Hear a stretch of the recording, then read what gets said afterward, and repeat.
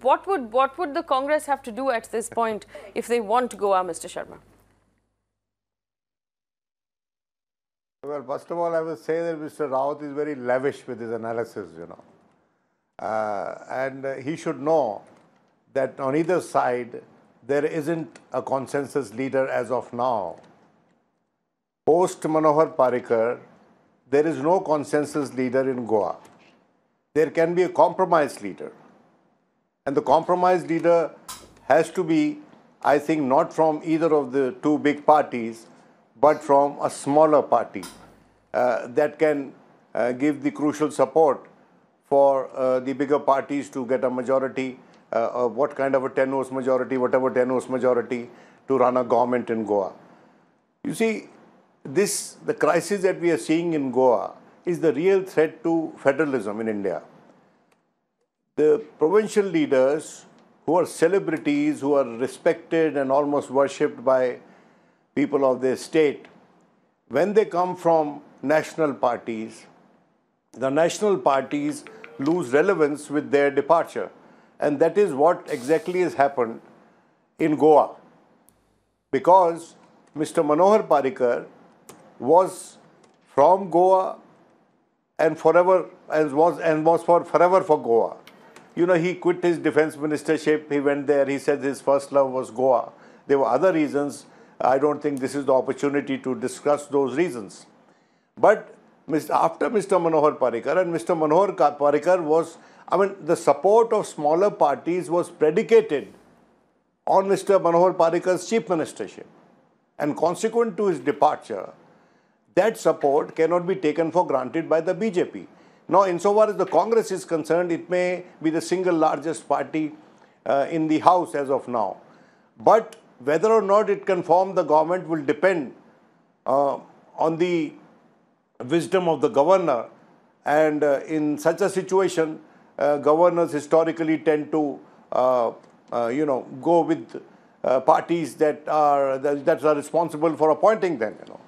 So the ball is in the governor's court, and I suspect that the governor may place the House in suspended animation for the simple reason and on the plea that it can be reconstituted or the House can be revived after elections are held to the vacant seats in the State Assembly. Because it is the vacant seats in the State Assembly that have created this situation of political flux in Goa. And I see a strong possibility of President's rule in Goa, an assembly being placed in suspended animation, and elections being held, maybe together with the impending elections to the parliament, because the election commission, when it announced the schedule, it also announced that the state assemblies where by-election is due shall go to elections together with the parliamentary seats. You don't agree? So I see a strong possibility of that happening. Vinodji, I beg to differ on this. Yes, there is every possibility that Goa Assembly will be kept in suspended animation because some 2-3 by-elections are scheduled to be held. But there is no possibility of midterm Assembly being dissolved and you don't expect it to go to polls? No, I'm not saying that. With the rest of the country. I didn't say that. Okay. Arvind Thengse has a point to make as well. I didn't say that, sir. I said only by-elections to these. By-elections, but by-elections anyway scheduled to happen. Yes. Mr. Thengse, go ahead, please. In Goa, at present, not a single party, let it be the two major national parties or the local parties, they don't want this midterm polls. Nobody is interested in the midterm polls. Everything will be dependent on... Nobody is talking about midterm poll here. No, I'm telling you, somebody out of both of you, one said that there may be midterm polls. No. In Goa, not a single party wants midterm polls. I never said that. Now, in Congress, even if governor calls Congress and says, okay, as you have staked the claim, you form the government, there are 7 people in Congress who want to become chief minister. So Congress itself is not united. As on yesterday, 2 Congress MLAs are ready to resign if Vijay Sardesai is projected as the next Chief Minister of Goa. This is the Precisely. condition. This is the condition in Congress. Regarding Parrikar,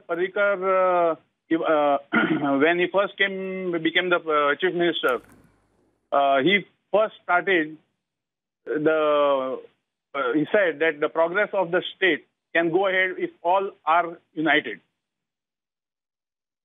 Narendra Modi ने 2014 में कहा कि सबका साथ सबका विकास. But this statement was made by Parrikar when he became the chief minister first time in 2002.